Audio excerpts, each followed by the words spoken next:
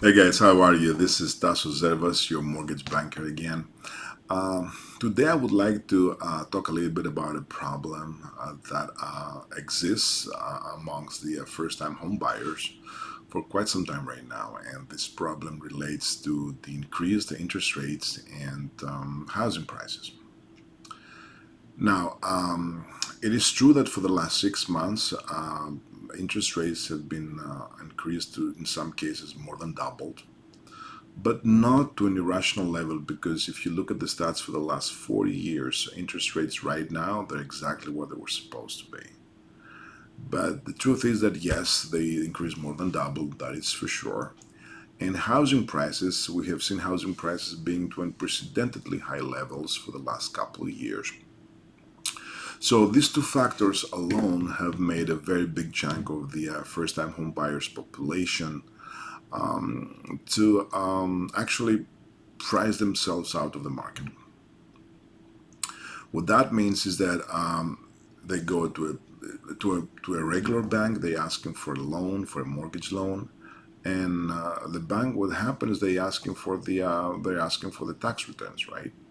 And once they see the tax returns, they issue a very nice, polite letter to the applicant and say, you know what, I'm sorry, but at this point we're gonna honor your request. Please call us back or make another application in about 6 months time. So these are the bad news.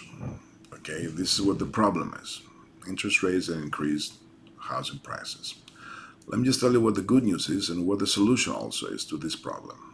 The solution to this problem is you're actually looking at it. It's me. All you have to do is just pick up the phone and call me.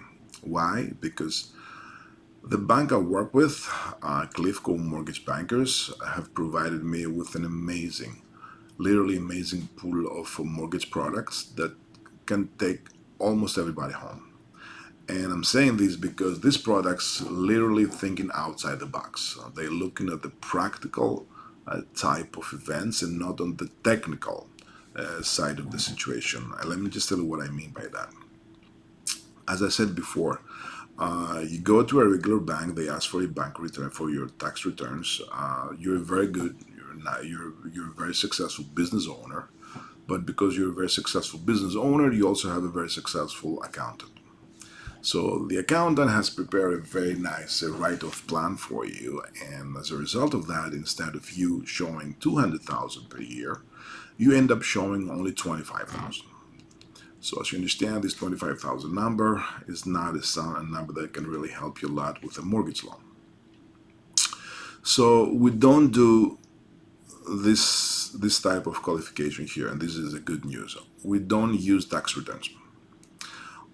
If you're having 1099 and 1099 is issued to your name, then this is the best news for everybody, because we actually can qualify with 100% of this number. But if this 1099 that you're getting for your business is actually issued to your business name, you have an LLC that was formed specifically for that reason, then we use what we call another amazing product, a bank statement.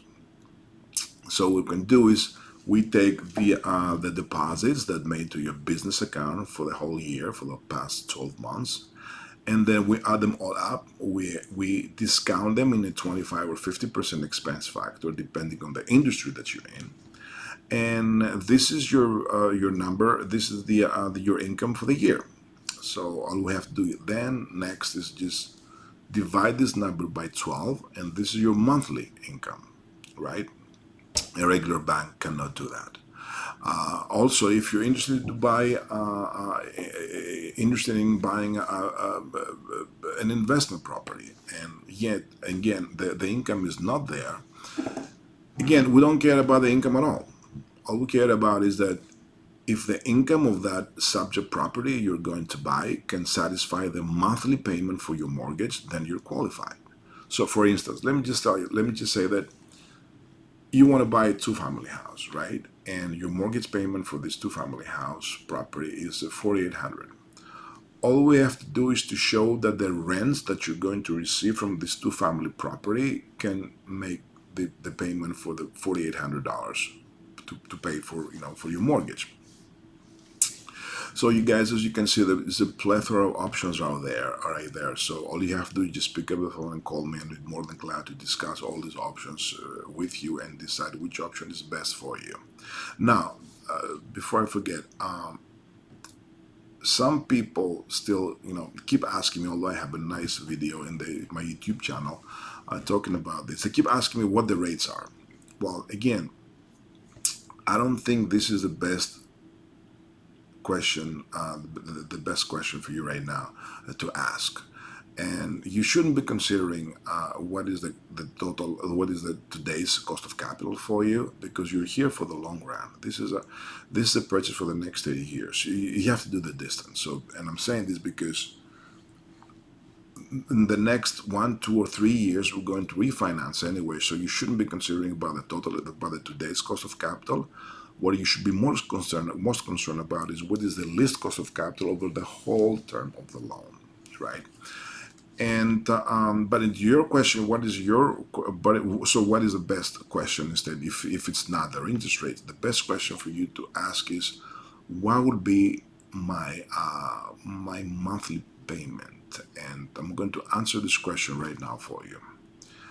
Approximately today, and today that I'm shooting this video is in July 2022, is it's approximately $550 or $600 for each $100,000 you borrow from the bank. So, for instance, if you borrow $300,000, you divide this by 100,000, and your multiplicator is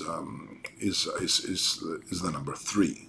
So you multiply this number 3 by $600, and this is your monthly payment and interest for your loan. So for $300,000, you should be considering about $1,800 per month, and to that amount, you also have to add the property taxes and insurance, which of course I'm not able to tell you what this number is going to be right now because I don't know what the subject property of yours is going to be.